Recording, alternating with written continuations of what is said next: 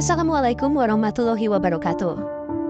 Di sebuah kota yang tersembunyi dalam lipatan sejarah, terletak reruntuhan keagungan dan cerita mistis yang tertinggal dalam debu waktu, kisah kaum beras terukir.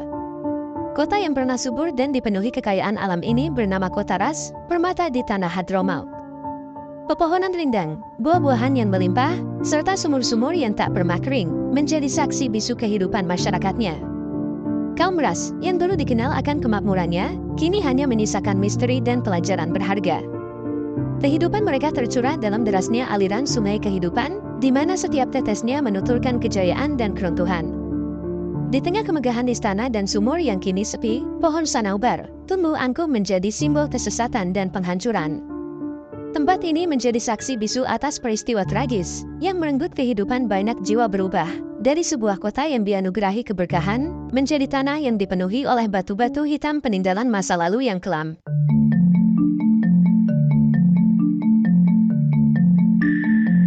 Kota Ras yang terletak di tanah Hadramaut, dihuni oleh kaum yang sangat menghormati sebuah pohon bernama sanaubar. Kota yang subur, dengan pepohonan dan buah-buahan yang bermekaran, menjadi saksi bisu perayaan-perayaan besar yang diselenggarakan oleh penduduknya.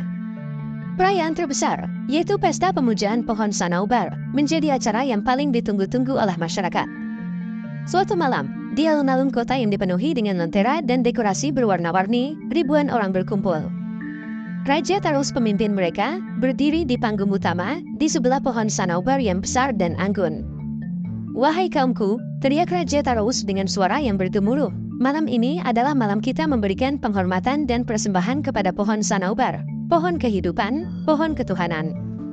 Para penduduk bersorak, suasana menjadi semakin meriah. Musik dan tarian menghiasi malam itu, membuatnya terasa magis. Tiba waktu pesta pemujaan Disvander, yang merupakan puncak perayaan bulanan pemujaan pohon sanaubar. Penduduk Ras mempersiapkan seserahan berupa daging hewan yang akan dibakar. Api besar disiapkan di sekitar pohon sanaubar, dan asap membumbung tinggi, menutupi cahaya bulan. Raja Taros dengan suara berwibawa, "Dengan berkat pohon sanaubar ini, kita hidup makmur dan sejahtera." Ketika asap mulai menebal, warga Ras bersujud dan berdoa.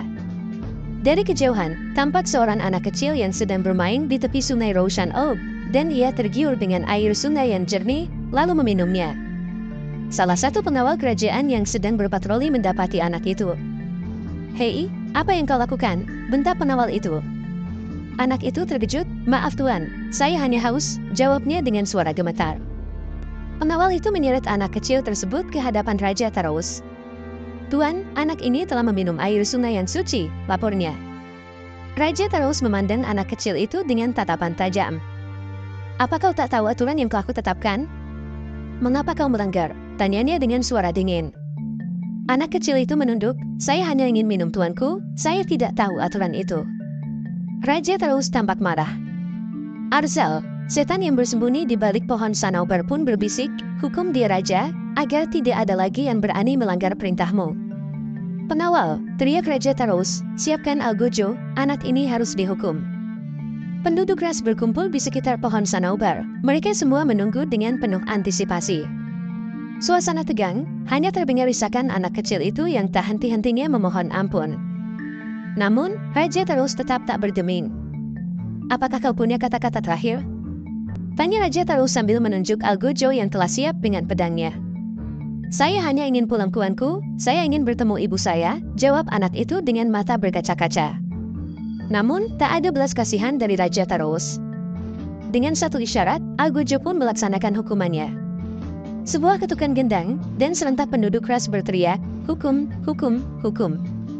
Saat teriakan mereda, setan pun berbicara dari balik pohon sanaubar. Dengan ini, semua orang harus memahami apa yang akan terjadi jika mereka melanggar perintah tuanku. Sujudlah kalian pada keagungan pohon sanaubar. Seluruh penduduk Ras pun kembali bersujud, memuja pohon sanaubar yang mereka anggap sebagai kehidupan ketuhanan. Namun, dalam kerumunan itu ada seorang yang berbeda. Seorang nabi bernama Hanzalah bin Safwan, yang sedih melihat bagaimana kaumnya telah terjerumus dalam kekufuran. "Ya Allah," doanya dalam hati, "berikan petunjuk kepada kaumku, dan jauhkan mereka dari kesesatan." Pada malam hari setelah eksekusi anak kecil itu, Nabi Hanzalah memilih